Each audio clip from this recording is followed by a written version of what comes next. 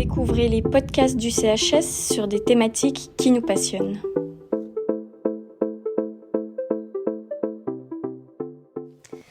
Alors bonjour à toutes et à tous. Aujourd'hui nous avons le plaisir d'accueillir Séverine Chedel sur notre chaîne. Séverine est diététicienne dans le cabinet Espace Nutrition à Neuchâtel et fait partie de l'association suisse des diététiciens et diététiciennes. Donc l'alimentation, c'est un thème central lorsque l'on parle de santé. Au fil du temps, les enjeux ont évolué. À l'époque, nous mangions pour nous nourrir, alors qu'aujourd'hui, l'alimentation est soumise à des normes. On dit par exemple que le petit déjeuner est le repas le plus important de la journée. Or, beaucoup de théories remettent en question ces normes. On assiste alors à l'émergence de nouvelles manières de consommer les aliments. Nous devenons de plus en plus attentifs à notre santé et par conséquent à ce que nous mettons dans notre assiette.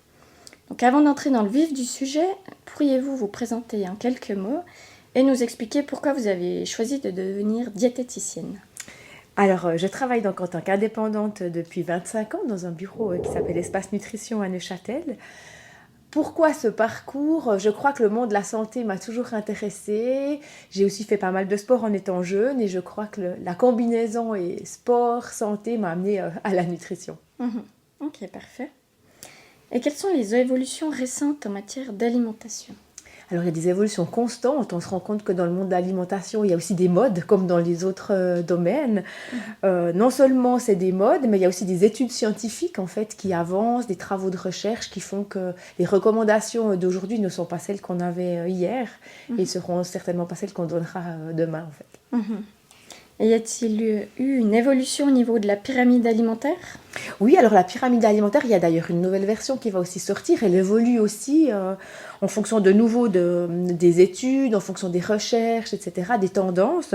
Actuellement, il y a aussi des défis de notre société comme l'écologie, par exemple, qui font qu'on va aussi modifier un petit peu la pyramide alimentaire par rapport à cette alimentation durable qui est un petit peu un défi pour notre profession notamment. Et que pensez-vous de ces différents régimes ? Donc, par exemple, le jeûne intermittent, le véganisme, le régime cétogène ou les diverses intolérances comme les intolérances au gluten ou au lactose. Alors là, je pense que c'est un grand panier avec beaucoup de choses. Il faut toujours se demander pourquoi on fait un régime, pourquoi on modifierait notre alimentation, quels sont les objectifs. Alors, si on prend le cas des intolérances, par exemple, est-ce qu'on a réellement un diagnostic d'intolérance au lactose, d'intolérance au gluten, d'allergie alimentaire, qui est confirmé et qui demande qu'on prête attention à son alimentation? Est-ce qu'on a un objectif pour sa santé, pour son poids, ou est-ce que c'est le traitement d'une pathologie? Donc c'est toujours à se demander quel est l'objectif en fait que j'ai derrière cette idée de modifier mon alimentation. Et quels sont leurs effets par exemple ? Alors ils sont multiples et puis ils ne sont pas toujours bénéfiques pour la santé. En fait, ça dépend beaucoup en fait, des paramètres. Ça dépend de nos habitudes alimentaires, notre état de santé à la base, de quel régime on met en place. Est-ce qu'il y a beaucoup de restrictions d'aliments qui sont évités, ce qui pourrait amener aussi, par exemple, des carences alimentaires, ou est-ce que le plaisir est toujours là ? Il y a beaucoup de questions. Il peut y avoir des intérêts positifs si on le met en place dans des bonnes conditions, mais il peut aussi y avoir des désavantages. Par exemple, la frustration parce qu'on ne consomme pas les aliments qu'on aime, ou des carences alimentaires parce qu'on évite une catégorie d'aliments, par exemple. Ok. Et l'alimentation, elle est souvent étroitement liée à l'apparence physique. Mais pourquoi fait-on ce lien ? Parce que l'alimentation sert surtout à faire fonctionner notre corps. Oui, vous avez raison. Il y a vraiment un effet, une confusion, je dirais, entre la santé et le poids. Je dirais souvent, un exemple, c'est que la qualité de notre alimentation, elle est plus en lien avec notre santé. Ça veut dire la qualité, est-ce que je mange varié ? Est-ce que je mange de tous les groupes d'aliments, par exemple ? Est-ce que tous mes besoins nutritionnels sont couverts ? Et puis la quantité que je mange, qui est plus en lien avec le poids que je pèse. Et tout ça en lien aussi avec le comportement alimentaire. Donc en effet, on peut parler un peu de la carrosserie et puis de l'énergie comme pour une voiture. Et il y a la qualité de l'alimentation qui est important. Mais il y a cette confusion du sain qui serait bon pour la santé, qui ne ferait pas prendre de poids, alors que non, ce n'est pas du tout le cas. Effectivement. Maintenant, on va s'intéresser plus à l'alimentation en entreprise. Donc, quelles sont les problématiques que vous constatez chez les travailleurs ? Je dirais souvent, ce qui est mis en avant, c'est un peu le manque de temps à disposition, non seulement pour prendre ses repas, mais aussi le temps que ça demande peut-être pour les préparer, et aussi le manque d'infrastructures. Toutes les entreprises n'ont pas forcément un restaurant d'entreprise ou une cafétéria à disposition pour prendre des repas sans perdre trop de temps justement. Mhm. Et comment les employeurs peuvent-ils s'adapter à tous ces régimes et restrictions alimentaires ? Alors en fait, la population en général et les travailleurs, ils n'ont pas besoin de manière générale d'avoir des restrictions ou des régimes si leur santé ne l'exige pas. Donc on a besoin surtout d'avoir une alimentation variée, on a besoin de manger de tous les aliments, on a besoin d'avoir du plaisir. Mais il n'y a pas... la pyramide alimentaire ne doit pas être prise comme des interdits ou comme une norme, mais plutôt peut-être comme une référence au niveau de la variété. Et comment prendre soin de son hygiène alimentaire lorsque l'on travaille 42 heures par semaine ? Je dirais que le mot-clé, c'est un petit peu l'organisation, la planification en fait, de faire ses repas peut-être à l'avance, soit les repas du soir, soit les repas de midi, mais tout en restant et en faisant des choses assez simples. On peut chercher des solutions autour de nous, aussi quels sont les restaurants ou les takeaways qu'on a autour de son bureau, autour de son lieu de travail. Est-ce qu'on peut emporter ses repas, c'est-à-dire cuisiner peut-être un petit peu plus quand on a l'occasion de cuisiner le soir ou le week-end et réchauffer après. Je dirais que c'est vraiment cette notion de planification, de voir un petit peu plus loin, de s'organiser, mais ça doit rester simple, pratique et goûteux peut-être, adapté à notre goût. Et auriez-vous des conseils simples et rapides pour aider les travailleurs à mieux manger ?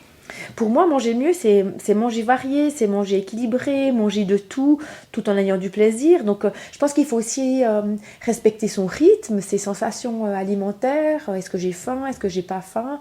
Vous parliez en début de normes. Nous, on essaye de lutter contre ces normes. Il n'y a pas vraiment de mieux, ou il n'y a pas une alimentation qui est bien. Il y a plein d'alimentation qui est bien. C'est celle qui correspond à nos goûts, à nos envies, à notre appétit.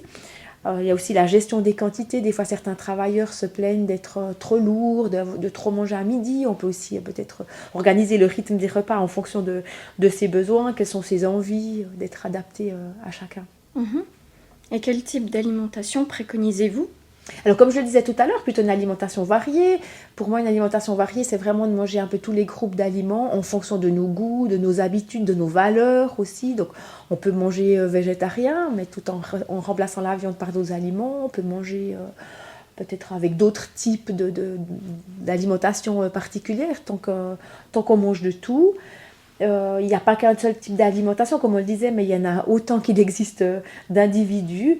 Et puis, comme on le disait, ça doit rester un moment de plaisir pour chacun. Et qu'est-ce qu'une alimentation équilibrée au final ? Moi, je dirais, pour faire simple, c'est une alimentation qui comprend vraiment tous les groupes de la pyramide alimentaire. Mais on sait qu'à l'intérieur de chaque groupe, il y a beaucoup d'aliments. Donc, il y a beaucoup de solutions de manger équilibré. Et comment allier plaisir et bonne santé ? Je ne crois pas que ça doit être dissocié. En effet, ça doit toujours être lié. On doit d'essayer de trouver du plaisir dans tous les aliments qu'on consomme, d'avoir du plaisir autant en mangeant simplement un bon morceau de fromage qu'un produit sucré. Donc je crois que c'est aussi en enlevant un petit peu toutes ces normes, ces règles qu'on s'impose ou que peut-être la société nous impose. Comme on le disait tout à l'heure, il faut manger ci le matin, il ne faut pas manger ça le soir. En fait, il n'y a pas de normes pour monsieur et madame tout le monde tant qu'on n'a pas de soucis de santé spécifiques en lien avec notre alimentation. Donc peut-être que le fait d'enlever les interdits, d'enlever les normes, permet de faire un petit peu plus de place au plaisir. Et en quoi l'expertise des diététiciens et diététiciennes peut-elle être essentielle aux entreprises ? Je pense que les diététiciens et diététiciennes peuvent intervenir à plusieurs niveaux en fait dans les entreprises. De par ma pratique, j'ai pu intervenir par exemple déjà au niveau individuel, soit de proposer des conseils plus personnels à certains employés ou types d'employés, ceux qui travaillent par équipe, ceux qui ont un travail plus de bureau. On a fait dans certaines entreprises des fois des ateliers sur l'alimentation du sportif, par exemple comment manger quand on va faire aussi un peu de sport à midi, ou comment manger si je veux manger moins de viande, etc. Ou bien il y a tout l'aspect aussi d'intervention plus au niveau collectif, en collaborant avec les cantines par exemple, restaurants d'entreprise, avec les dirigeants pour savoir est-ce qu'il y a des sélectats, qu'est-ce qu'on a dedans, est-ce qu'on met des corbeilles de fruits, est-ce qu'on propose de l'eau, etc. Donc je pense qu'il y a plusieurs niveaux où on peut avoir un effet sur les employés. Oui, ok, parfait. Et avez-vous un mot de la fin ? Je dirais que l'objectif, comme je l'ai déjà dit plusieurs fois, c'est de manger de tout, c'est de manger avec du plaisir. L'acte de manger, il n'est pas que nutritionnel, mais il est aussi émotionnel.